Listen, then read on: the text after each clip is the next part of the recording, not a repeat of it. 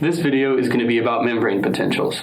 So a membrane potential is voltage across a membrane. So in our bodies, the inside of our cells are negatively charged compared to the outside of our cells.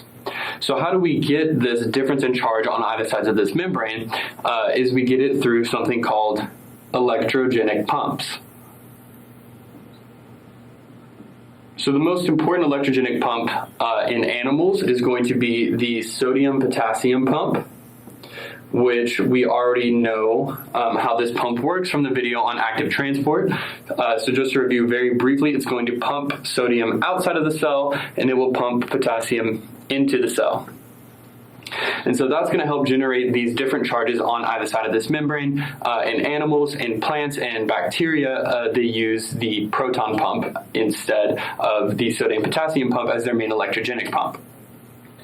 So now we have this high concentration of sodium on the outside of the cells. So let's say now that we open up a sodium channel.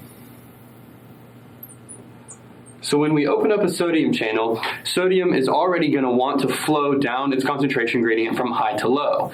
But in addition, now sodium is going to be attracted to this negatively charged environment on the inside of our cells.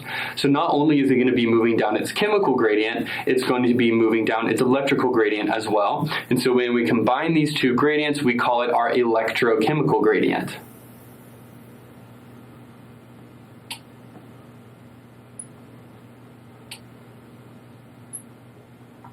So the electrochemical gradient is very important for the movements of any kind of ion, whether it be into or out of the cell. So we can change our definition of diffusion for an ion, and instead of an ion moving down its concentration gradient, change that to it's an ion moving down its electrochemical gradient. Whether that be inside the cell or outside the cell, it doesn't really matter. As long as it's flowing down its concentration gradient and its chemical gradient, then it will be flowing down its electrochemical gradient as well.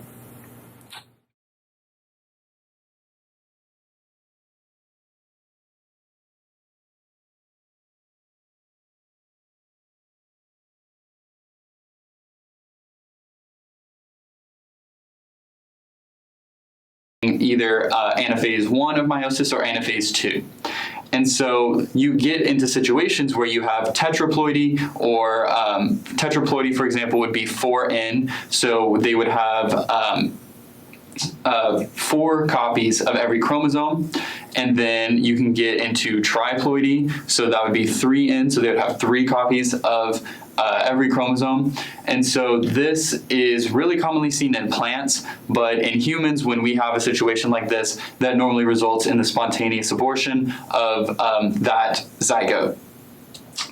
Individuals with trisomy, some conditions that we see trisomy in would be trisomy 21, which is Down syndrome.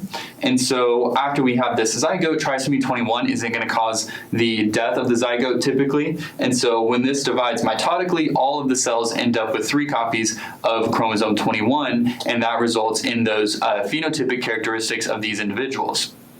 So there's a lot of different ways that we can have abnormal numbers of chromosomes in our cells, but a lot of them really depend on this process of non-disjunction taking place. So it's really important to understand what non-disjunction is and how it works and how that can affect the resulting gametes and eventually the resulting zygotes.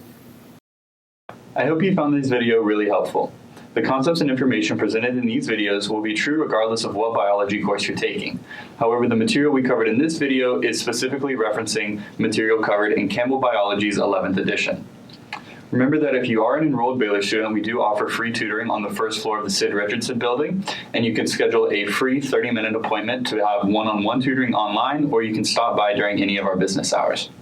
For more information about the services we provide, you can go to our website at www.baylor.edu/tutoring. Thank you.